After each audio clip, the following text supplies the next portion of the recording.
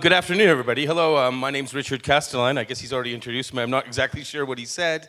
I am a Canadian, and I am Dutch. I live in the Netherlands, and I've been in the blockchain scene since about early 2015. I started getting interested in it, so it's not really been a long time. But in that space of time, I've been publishing a website called Blockchain News, and I've written about 500 articles on the topic of blockchain. So I'm here to share some of the ideas around blockchain. Not necessarily so much focused on crypto and currency and the traditional stuff like Bitcoin and Ethereum and what people are doing with it in terms of money, but I'm here to talk about what blockchain can do for new industries, other verticals like health, like energy. These new verticals where people have been talking about using blockchain have only really arisen in the past 2 or 3 years. So it's a very fresh area, the idea of taking blockchain, which is the underlying technology for Bitcoin, and using it for other purposes. Basically taking the concept of decentralized trust, which is what blockchain is. It's a decentralization of trust, taking out the fat middle and using machine power to replace humans in helping to quantify and qualify various ideas. So I'm going to start with a short video because actually it does a really great job of explaining Bitcoin in about 2 minutes. And I'm hoping also I can get you excited about Bitcoin in the future. So if we can run the video, please. What if there's a technological advancement so powerful that it transforms the very basic pillars of our society? A technology which fundamentally influences the way that our economy, governance systems, and businesses function, and could change our conceptual understanding of trade, ownership, and trust. This technology already exists, and it's called cryptocurrency. People often think of Bitcoin as only virtual money or a transaction system. But if you look closer, you'll see that the monetary aspect is just the tip of the iceberg. That's because Bitcoin is a groundbreaking internet technology for which money is merely one of the possible applications. Money exists to facilitate trade. Through the centuries, trade has become incredibly complex. Everyone trades with everyone worldwide. Trade is recorded in bookkeeping, and this information is often isolated and closed to the public. For this reason, we use third parties and middlemen we trust to facilitate and approve our transactions. Think of governments, banks, accountants, notaries, and the paper money in your wallet. We call these trusted third parties. This brings us to the essence of Bitcoin. Bitcoin software enables a network of computers to maintain a collective bookkeeping via the internet. This bookkeeping is neither closed nor in control of one party. Rather, it is public and available in one digital ledger which is fully distributed across the network. We call this the blockchain. In the blockchain, all transactions are logged, including information on the time, date, participants, and amount of every single transaction. Each node in the network owns a full copy of the blockchain. On the basis of complicated, state-of-the-art mathematical principles, the transactions are verified by the so-called Bitcoin miners, who maintain the ledger. The mathematical principles also ensure that these nodes automatically and continuously agree about the current state of the ledger and every transaction in it. If anyone attempts to corrupt a transaction, the nodes will not arrive at a consensus, and hence will refuse to incorporate the transaction in the blockchain. So every transaction is public, and thousands of nodes unanimously agree that a transaction has occurred on date X at time Y. It's almost like there's a notary present at every transaction. This way, everyone has access to a shared single source of truth. This is why we can always trust the blockchain. We see the power of what this blockchain can become. Venture capitalists see this, but even more exciting is the disruptive minds of entrepreneurs are seeing the power of this, and they're building new businesses in new paradigms that are going to change the shape and the face of all industries. What if there's a technological advancement? So basically, yeah, we're looking at blockchain. The people that are really excited about it, like me, even though I'm at stage 5 now, as being perhaps a new way to reorganize the way we live, the way we exist, the way we trade, and the way we interact with each other. I'm going to go through the 5 stages of blockchain understanding because, you know, at the beginning I was like a lot of people when I first heard about blockchain. I was like, oh, it's that Bitcoin thing. You know, it's got to do with all those, you know, illegal drug dealing on the Silk Web and the dark net. And yeah, I didn't have a really good feeling about it. But then I started talking to people, and I started really reading about more people who were getting excited about it, that were really influential and quite powerful in the tech world. And you know, I was thinking, oh, people are, you know, there's some pretty important people that are interested in this. And you know, then the third phase is when you really start to get the first grasp and understand what blockchain can do and its potential. And it's a very complex technology, and it's a very complex concept to grasp. But once you reach that point where you can get the nugget of what blockchain is about, then you get the tremendously excited stage. You know, this is where all the hype is coming from right now. Blockchain, if you Google it, or if you go to Google News and you look at it, or you go to Google Trends, you see like a huge hockey stick. Everybody's talking about it. The banks are talking about it. The music industry's talking about it. The stock markets are talking about it. And everybody's trying to develop something and you know, to look at the threats and the opportunities that exist in the space. Because blockchain does have that capability to Uberize or to Airbnb a lot of industries, which could mean, you know, huge transition in a very short time. But honestly, the harsh realization is step 4 when you realize that this is not really going to happen overnight. We're at like 1991 of the internet in the blockchain world. You know, we're very early still. It's going to take 5 years before we start to see things. And that's a long time. That's, you know, that's many months. So there's that realization that all these changes that you really start to visualize in step 3, you realize are going to take a lot of time. And step 5 is there's no magic bullet, but what's really great is to check the market out, and I'm going to show you some examples and some case studies of some things that are really, really novel and unique ideas about how we can use blockchain to change the world. So I'd like to go back 5,000 years ago, actually, to the Sumerians, funny enough. As you saw in the video, blockchains are about ledgers. They're about accounting, actually.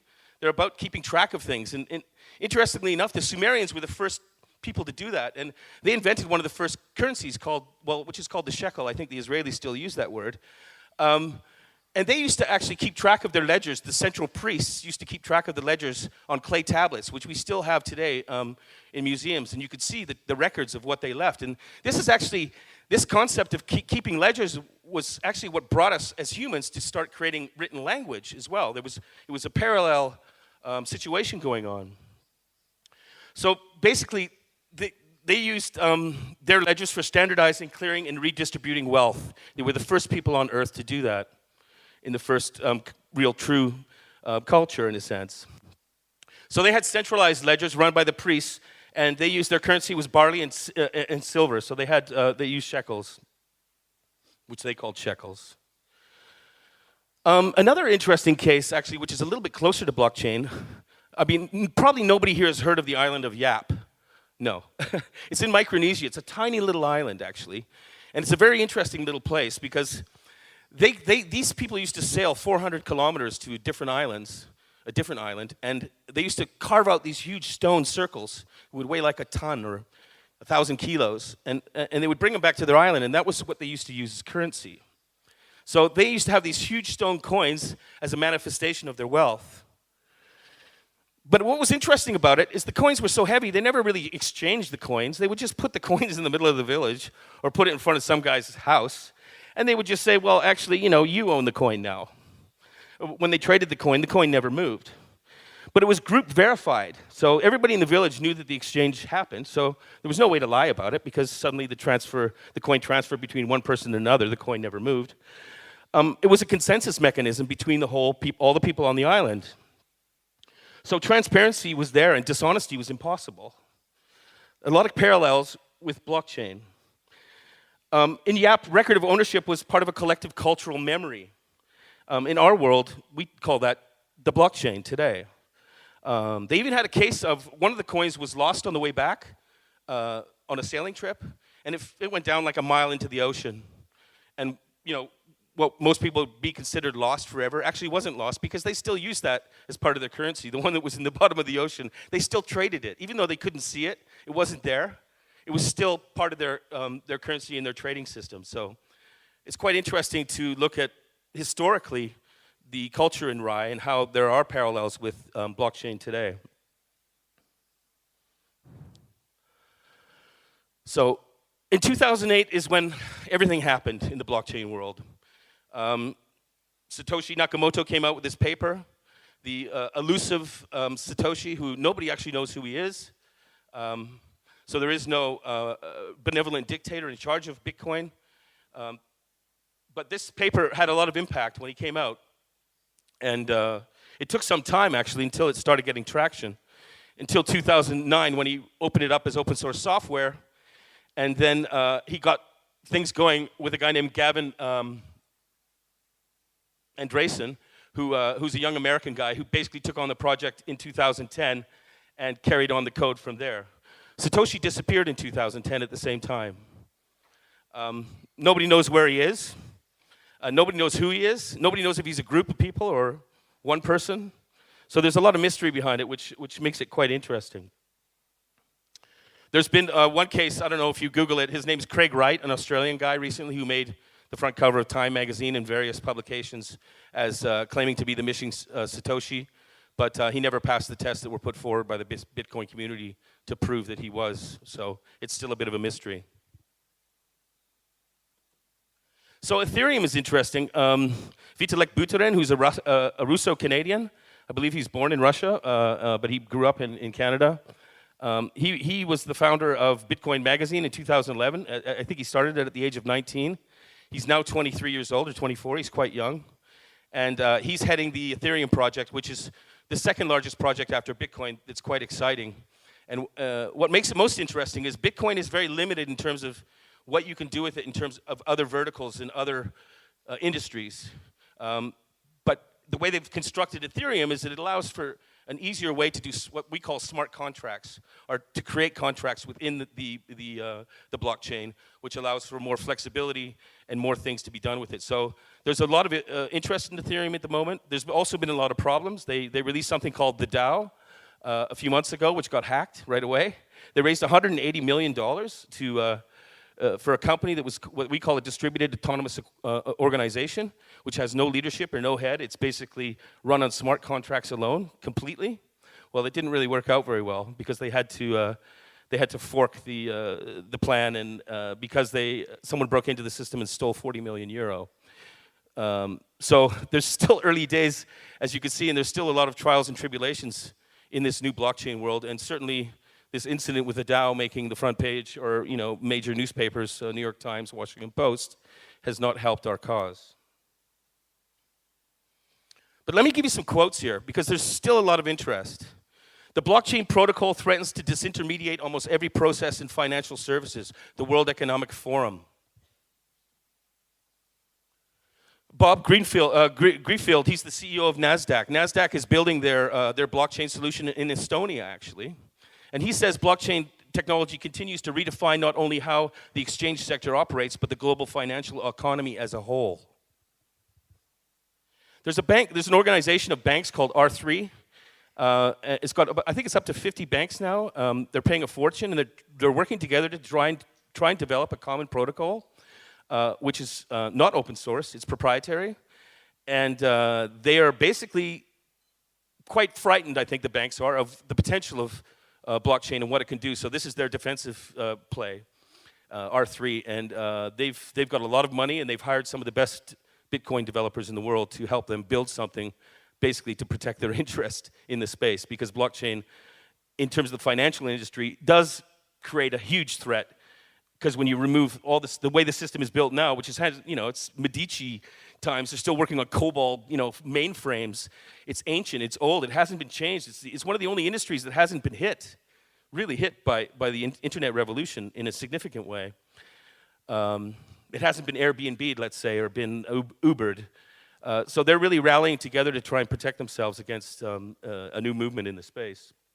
They could come out of anywhere, any startup, Ethereum, whomever. The Economist. Ledgers that need to be maintained by a company or government many in time spur new changes in how companies and governments work, in what is expected of them and what can be done without them. A realization that systems without centralized record keeping can be just as trustworthy as those that have them may bring about radical change. So the concept of central record keeping and as opposed to the old way versus the new decentralized record keeping, The Economist thinks it could have a huge impact on the financial industry, amongst others. But it's no longer about finance anymore. I've talked a little bit about finance in the cases here because this is where probably a lot of the attention is focused on right now. And part of what I do at Blockchain News is I write about what blockchain does in other industries, which I find a little bit more fascinating. So I'm going to go through a few of these. Capital markets and banking finance, I already talked a little bit about that. Music and film and other intellectual property rights. I have a case study also involved here, but there's a lot of interest. The drummer from Pink Floyd, I believe, has written a paper, worked on done an introduction for a university paper in the UK talking about how blockchain can stamp out piracy, for instance, by combining new codecs for players and that are reliant on blockchain hashes and basically these complex algorithms and mathematics that allow artists to really control their music from the creation point to the consumption point when the artists or the fans themselves listen. And that's a really interesting proposition for people in the music industry because I don't know about you guys, but I used to work in the music industry, and between the artist and the fan, there's typically been the promoter, the manager, the record label, and on this daisy chain of people, and the artist ends up with like this. Their publishing rights are like that. They've written these great songs, and they've got nothing. Their songs have been bundled and sold to some other publisher, and they're not gaining from their own intellectual property. And there's a lot of musicians, obviously, that really want to see that change. Now, who will it work best for? That's interesting. Will it work best for the big artists or the small guys starting out? I think it will work great for both, personally. I think the idea of, not only can artists sell and distribute their music through there, but they can create transparency or, they can offer free music for a day or, they can do they just really have full control over it. The insurance industry, insurance is all about contracts. So, smart contracts, there's a lot of hype about it right now. The insurance industry is also scrambling to look at this because if you combine artificial intelligence and blockchain, you've got basically prediction, cognitive computing that can, really look at insurance models and come out with better statistics and more safer, returns. But also you have the blockchain, which creates rock-solid records, so nothing can be changed in terms of smart contracts. So the insurance industry, like the financial industry, is also neck-deep in blockchain at the moment. But they haven't really been looking at it that long. I mean, they're quite far behind. I would say they're a year behind the banks in looking at blockchain as a solution in their industry. Identity. I was working with a company called ENG last week. They're a large energy company out of Paris, about 200,000 employees, but I was working with their Benelux team, and we were thinking about some ideas about identity and blockchain in kind of a group of, brainstorming group, I suppose you call it. And we came up with this really interesting model because one of the problems with NG is they also do a lot of servicing, but they do servicing for nuclear plants and very sensitive military, constructs where, it's actually really important that you know who goes in that building for security reasons. And, a badge is just not enough, swiping a badge. I mean, anybody can take the badge, but the culmination actually of using biometrics, for instance, in blockchain and using hashes and connecting that all together would create a rock solid, actually, absolutely, impossible to fake security situation for cases such as that. So that's the identity side of things. Also, Internet of Things. One of the interesting things about blockchain and the potential of blockchain, certainly from a currency side, is that, if you look at the reality of the world today, if I send a PayPal amount to someone else, anything under $10, PayPal loses. They don't gain any money. They make no money on that. You know why? Because there's 7 stages. There's 7 different people that have to touch that clearance procedure between me sending money to someone else. That happens also with bank transfers. There's so many people involved in the middle of things that there's no chance for what we call micropayments or even nanopayments.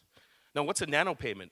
So imagine you create a currency, whether it be Bitcoin or a new one, that allows for machine-to-machine communication. Not only, we're working in that field already now in IoT, but what about machine-to-machine transaction and the long tail and paying like microcents, 1/10 of a cent, or 1/10 of a zloty, or 1/10 of a dollar, 1/10 of a ruble, or tiny amounts of money being exchanged. This is also where they're looking at blockchain and certainly crypto technology to fold into Internet of Things in combination with AI. Health and medical records is also something I'm going to talk a little bit about in a further slide, so I won't get into that. Real estate and property. There's been a couple of examples where blockchain is being used, one in Ecuador and one in Ghana, actually. You have these countries like Ghana where the records are a mess. You know, they're either paper form or there's so much, you know, it's so chaotic in terms of who owns land. And when you can't determine who owns land in a country or society, you can't really create a very solid economic system in terms of, you know, creating a real working economy. So what they're doing now in Ecuador is they're basically redoing the whole land rights situation. They're putting everything into the blockchain, so it's immutable and it's recorded, and nobody can change it. Whoever owns that land owns that land, and if they want to trade that land, they can do through the blockchain mechanisms and through smart contracts. So it has real potential to change, certainly in third world countries, some of the current challenges they faced within real estate. Distributed autonomous organizations, I talked a little bit about that. That's the DAO. So they have these ideas now of distributed autonomous corporations as well. So imagine, actually, I'll give you an example that makes it a little bit more practical for you, but imagine a distributed autonomous company, a DAC. Take Uber, but take the company away. Actually, take the people away. Okay, the cabs are run on intelligence, on AI and robotics. They don't need humans anymore. But actually, they don't need actually someone to own them either. These companies, these taxi cabs could all be independently run in a distributed autonomous corporation on smart contracts. So they would, you know, when they do something here, they take money there. They know exactly what to do next because it goes through the blockchain and it goes through this process of a smart contract. So you don't actually need people to run companies anymore because everything is down to contracts. Now this is a very complicated vision, and you may chuckle at it a little bit now, but 10, 15 years down the road, when the math gets better, the algorithms get better, you know, this is also a threat to perhaps lawyers and contract and government, you know, in the way we know it today. Because when you're creating rock-solid smart contracts with transparency and expected results, it's very difficult to cheat or to lie or to scam or to rip people off, or, you know, this is creating honesty and transparency on a level we've never seen, perhaps. Let's go on to the next slide. So Marc Andreessen, how many people know who Marc Andreessen is? Okay, Marc Andreessen actually is the person who gave us the first browser. It was called Netscape. He's basically gave us the first commercial browser. So when you were surfing the internet in 1994, you used something called Netscape because this guy is the guy that invented it. He developed it, he created it. He's a very, very smart guy. He's one of the most powerful men in Silicon Valley. He also has an investment firm called Horowitz Andreessen, and is one of the top VC in Silicon Valley at the moment. He's got a lot of money, and he's a very strong player. And here's what he says about blockchain. This is the guy that gave us basically the internet browser. The blockchain's distributed consensus model is the most important invention since the internet itself. It is. The blockchain is one of the most fundamental inventions in the history of computer science. The consequences of this breakthrough are hard to overstate. He's very bullish on blockchain, by the way. He's investing in a lot, particularly Bitcoin projects. So let's talk a little bit more about the music industry again. I don't know if you guys know, anybody knows who Imogen Heap is, but she's a UK artist who's very well known for being sort of on the cutting edge and really into you know, using new technologies in terms of not only her art, but the way she thinks about distribution of her music. So, I mean, let me give you her quote first. Blockchain database controlled by individual musicians and artists are not just a way to ensure we get paid, but are a way of disrupting the entire outdated music industry. The concept of direct-to-fan, which I already talked about. The concept of being able to kill piracy, actually, and reward the people that create the music, and not all these people in the middle, these big corporations making the money, but, you know, honestly reward the person who's created the music that you enjoy. You know, it's better for niche the new niche music scenes. You know, if you go to electronic dance music in Wikipedia and look it up, there's over 200 genre now. You know, we've fragmented our world in film and television has just become this huge array of, you know, of consumption that's split and fragmented, extremely fragmented into many, many different niches. So, and there's also the concept of transparency, which she talks a little bit about here. So using blockchain, she says, I might decide today's my birthday. I'm going to give all of my music to everyone for free today. At the moment, I can't do that because it's out there. And once it's out there, I don't really have a say in it anymore. Basically, it's the truth. When you release your music through your label or whoever you're working with, it's gone. It's out. It's beyond your control.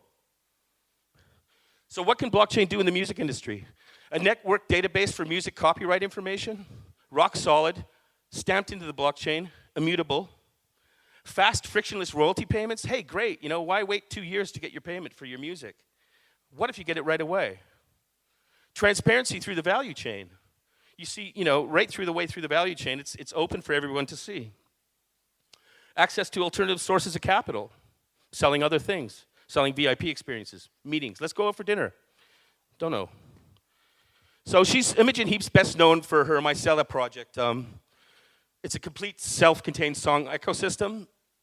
And fans can not only buy the music from there, but they can dig around, you know, into the metadata and see how the payments are distributed through her band as well. So you know what her drummer gets paid, and you know what her lighting guy gets paid, and her roadies, and she's very open about it through the whole process, which makes it quite interesting.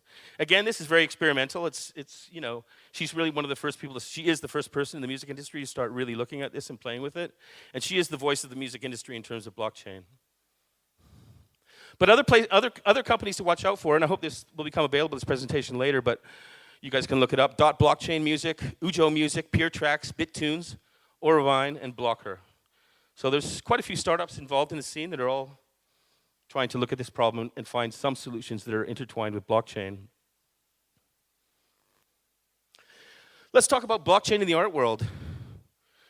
Thierry Eman, he's a Frenchman, he's very French, CEO of ArtPrice, and here's what he says. By its very nature, the art market is the perfect market for a blockchain, and ArtPrice is leading in the right direction, with all its players are looking for the serenity and confidence that an absolutely safe marketplace provides. The art market is, it's absolutely crazy. It's a crazy ride, you know.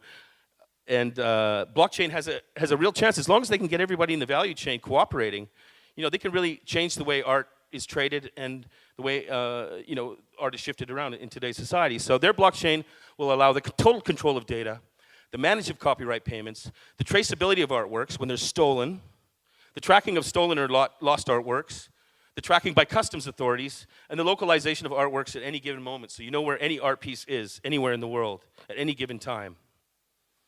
And they're pretty excited about that. Let me talk a little bit about blockchain in social media. This is a bit of a long quote, but he's a friend of mine named Dr. Maitin Fields. He's from Israel, and he's really one of the smartest guys I know in the blockchain world. And he's looked at how blockchain can actually fit in with social media, for instance, or actually it's bigger than that. And he's developed something called backfeed.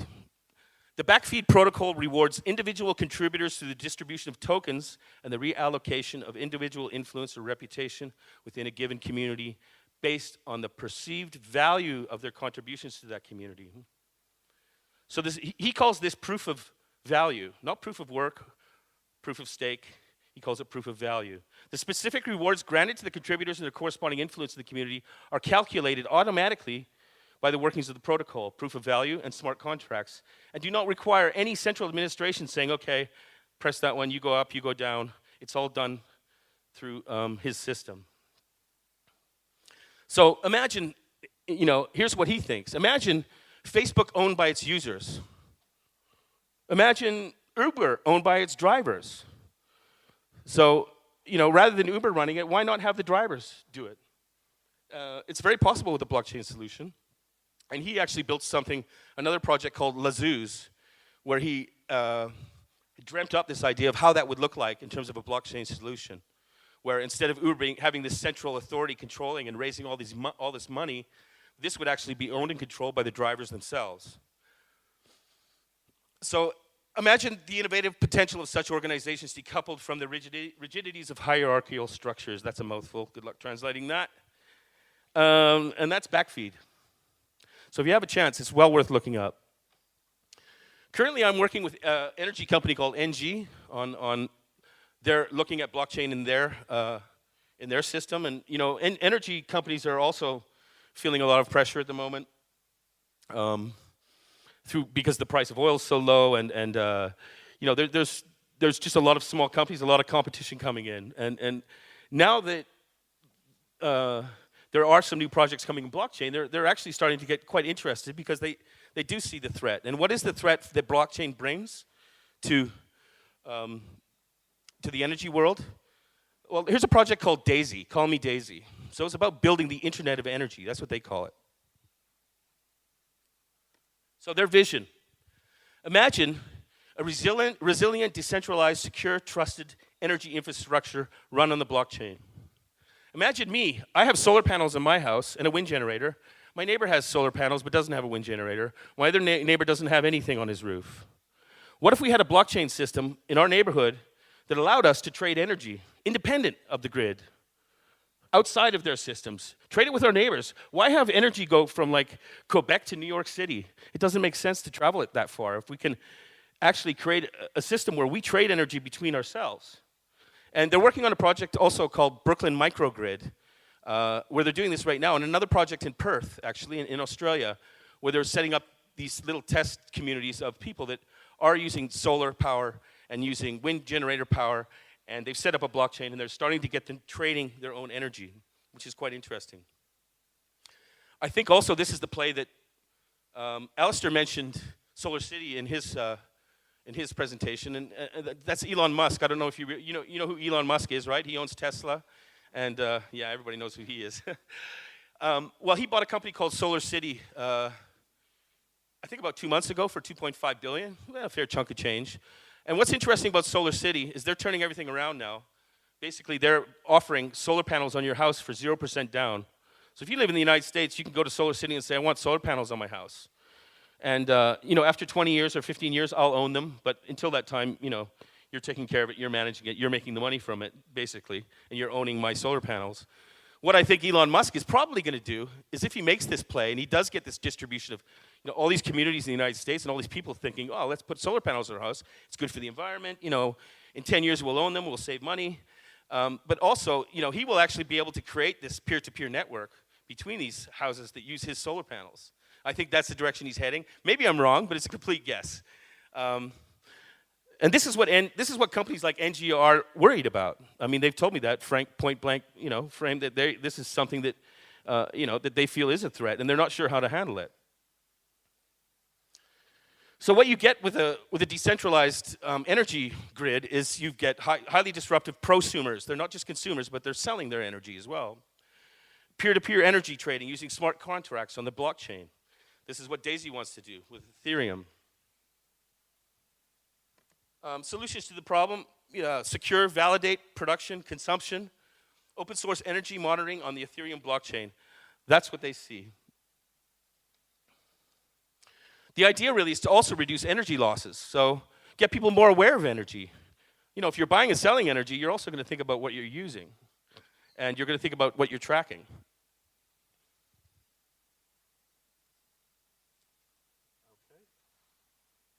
So other ones to watch are IO3 Energy, Brooklyn Microgrid, Grid Singularity, SolarCoin, ElectricChain.org. So there's a bunch of companies also working on this, on blockchain solutions in the energy sector.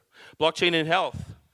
The health network is, the GEM Health Network is the largest group right now that's working on blockchain in health, which is also an interesting topic. I've worked a little bit with the Philips blockchain lab in the Netherlands.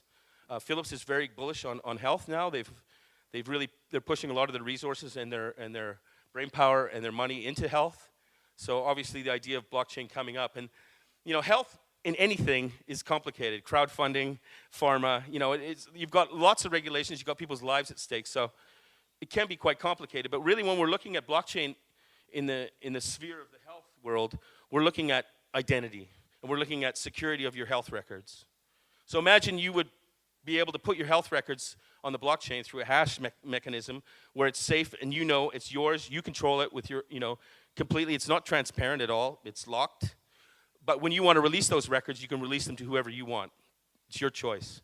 And this would be one of the problems in the way the system works today is you might have a doctor here, a specialist there, someone else over there, and all your records are not centralized because there's a lot of distrust between these different organizations in a way, too. Also, health records are very volatile. They've got to be protected, and not everybody trusts everybody. So, again, decentralizing this trust mechanism in the health industry and allowing everybody to consolidate the records is really an interesting prospect for people in the health industry. A shared infrastructure, basically.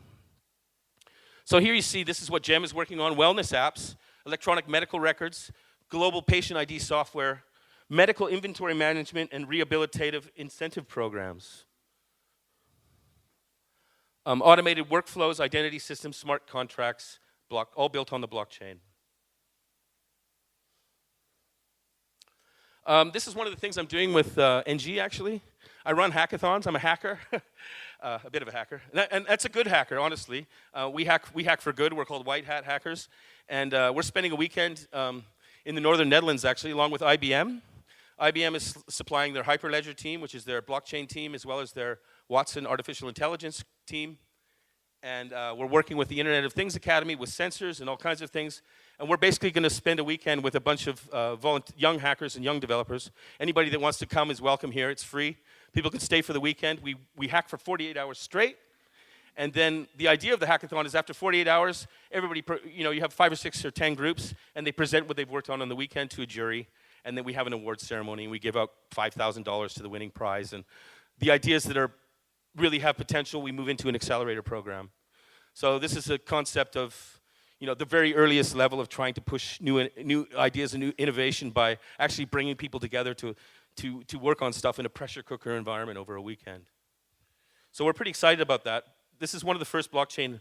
There's probably only been less than 5 blockchain hackathons globally, so we're really excited to be early movers in this space.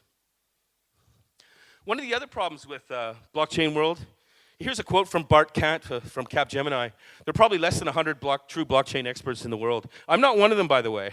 I'm an ex-journalist. I can convey what blockchain is, but ask me to do the math, the algorithms, no. It's very, very complicated stuff.